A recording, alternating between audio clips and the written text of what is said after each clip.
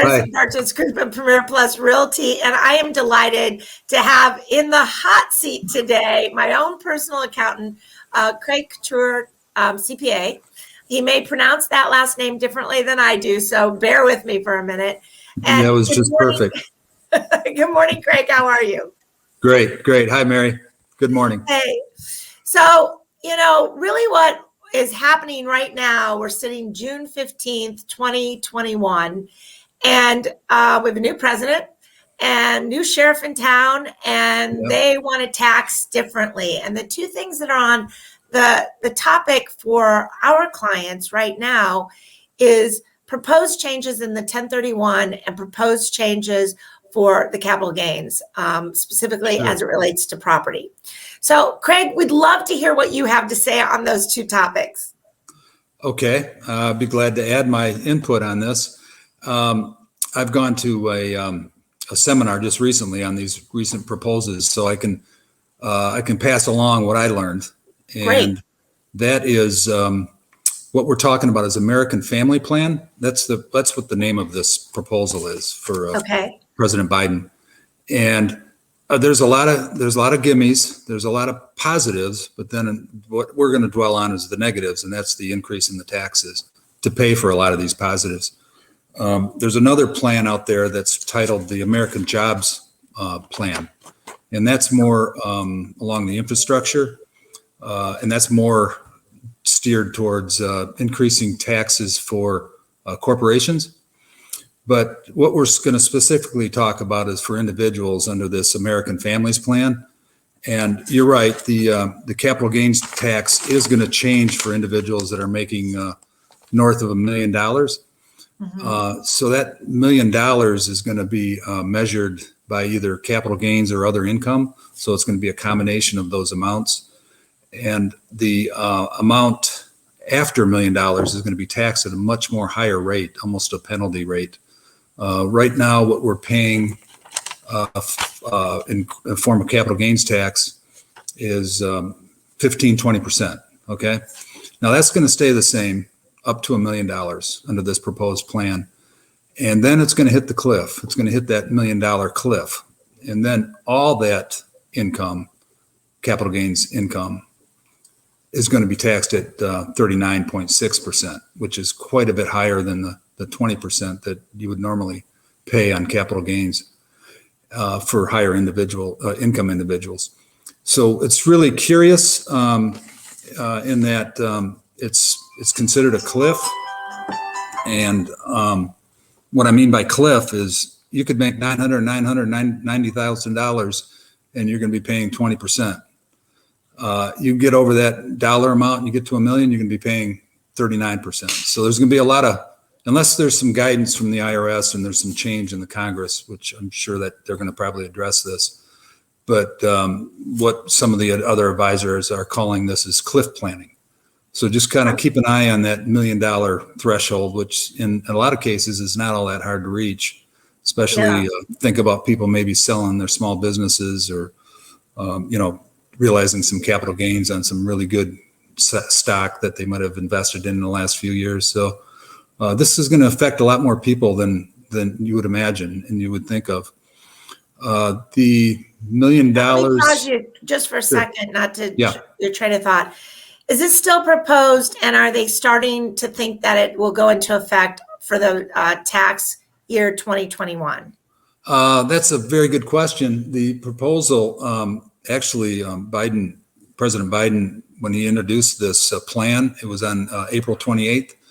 And part of the proposal is that, and what they've announced is that this is going to be actually retroactive to April 28th of this year. However, with that being said, the further we get away from that date, the less likely it will be April 28th. That's the consensus that I'm understanding than talking to other advisors and going to this webinar that I mentioned. The thought was the farther we get along the year, the less likely it's going to be retroactive to April 28th. Now, it might be as of the date that it's enacted or becomes law, which is going to be sometime in the future here, or it may be beginning of next year. So Retroactive, sure, that's been proposed. Whether that's going to happen, we're not so sure. Well, so let me kind of fast forward this because Yeah. we pay our taxes quarterly, right? Yeah. But it's on an annual basis. So if it's retroactive to April, let's put this in real estate. If I sold property, and they do get the proposal from April, I sold property, say June 15th, and I've increased it because it's not unlikely by 500,000, and just for simple math, right? Sure. 500,000 with that, and it would have been long term, and then I make 500,000 a year. I'm over that million.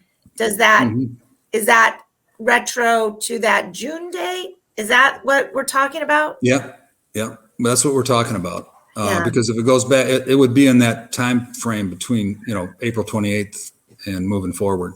So in that case, I mean, if you wanted to be extra cautious, you would probably pay the extra money in to cover that estimated taxes.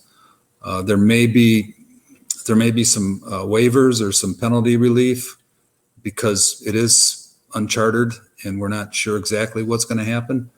But to be extra safe, my advice would be to pay that extra in if you fall into that category. Of course, if we find that it's not going to be retroactive to that date, then you can always adjust the subsequent payments, Sure. Subsequent estimated payments. Now, let me kind of take that over to a 1031, because in a 1031, I'm trying to shelter that, increase. If I have the ability, because it's not a primary home, it's a secondary home or an investment home or whatever we're going to call it, and I take that and I have that same 500,000 into the 1031, are they going to let that be, or is it just over 500,000, or is that part of the same American Families plan? It's my understanding, yes, it is. The like-kind exchange is actually it's a deferral of gain. Okay, so the IRS is telling us that, look, you can trade this property for another property or do a like-kind exchange. You can defer the gain on that transaction and carry it forward to some point in time when you actually sell your property, or your second property. That what the proposal is 500,000 in gain. So you could take up to a $500,000 gain deferral, but after 500,000, they're going to expect that you would pay the tax on that. So if you had a property worth $1 million and you had a basis of 500,000, which was 500,000 would be the cost basis, and you traded that for another $1 million property, you can defer that 500,000. But if it's the cost is of 1.1 million and the basis is 500, and you got a 600,000 gain, you can defer the 500, but then you're going to pay capital gains tax on the 100,000. Okay, if that makes sense. It sure does. So really, quite honestly, Craig, what I'm hearing, and again, we don't know if this is going to come into effect in the 2022 tax for that year, or we're still retro thinking that it's going to be 2021. Did they have any crystal ball kind of thing that they were kind of leaning one way or the other?